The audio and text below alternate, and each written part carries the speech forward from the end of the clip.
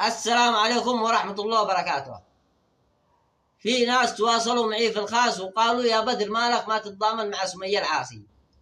سمية العاصي هذه إنسانة مسكينة وإنسانة مظلومة وإنسانة دافعت على نفسها. يا بدر يا أخي تضامن معها وتكلم في الموضوع. تشتوني أتكلم إيش أقول؟ أنا لما أتضامن مع سمية العاصي هذه وأتكلم في الموضوع إيش أقول؟ أقول والله أن سمية العاصي هذه كفو، قتلت مرة مع الطفل الذي داخل بطنها، الطفل الذي عادوا ما أجش على وجه الدنيا. تشتون أتضامن مع واحدة قاتلة قتلت نفسين مع بعض؟ ما يتضامن مع قاتل إلا من كان قاتل مثله. هذه قتلت مع الطفل الذي عادوا داخل بطنها وأحرمت عيال الذي عادوا عايشين في الدنيا من أمهم. كيف تشتون أتضامن معها؟ تيجي تقول لي أتضامن معها، هي مسكينة وهي مظلومة وهي دافعت على نفسها. يعني أنت داري، أنت كنت عندهم هناك لما تحكم هذا الحكم بإنها مسكينة وإنها مظلومة وإنها دافعت على نفسها. لا أنت داري ولا أنا داري ولا حد داري من هو المسكين ومن هو المظلوم. وبعدين هذه في نظري إنسانة مجرمة قاتلة قتلت نفسين مع بعض. وأول شيء لما تجي تقول لي إنها مسكينة، أنا أقول لك ما فيش مسكين يحمل سلاح وما فيش مسكين يقتل النفس الذي حرمها الله. وثانيا لما تقول لي إنها مظلومة، من اللي ظلمها؟ العاقل.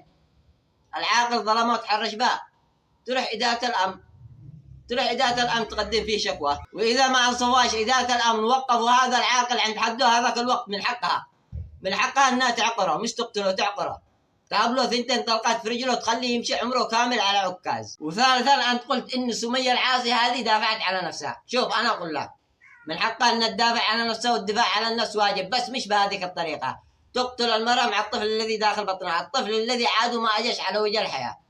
تدافع على نفسها، تبص عصا تخبط الحرمة في يدها في رجلها في ظهرها، تمسكها من شعرها تسحبها للشارع، بس مش بهذه الطريقة تبص بندق وتقتلها هي الطفل الذي داخل بطنها. هذا مش دفاع على النفس، هذا مش دفاع على النفس، هذه مجرمة وهذا يعتبر جريمة قتل.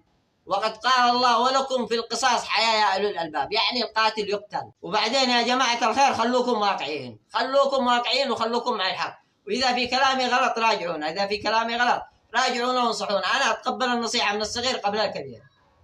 طبعا أنتم الذي تشاهدون الآن وتسمعونا معاكم أمهات ومعاكم خوات مزوجين وبعضكم مزوجين.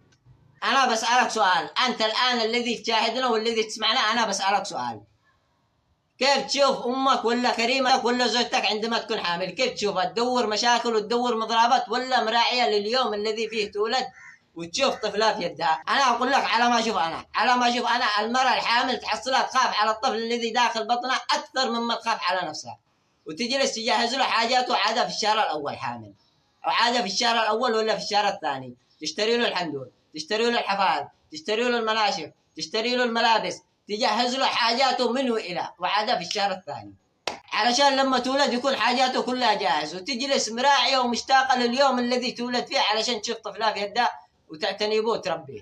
وكلامي هذا يعتبر باختصار، وإذا في كلامي غلط يا جماعة الخير انصحونا وراجعونا. أنا أتقبل النصيحة من الصغير قبل الكبير.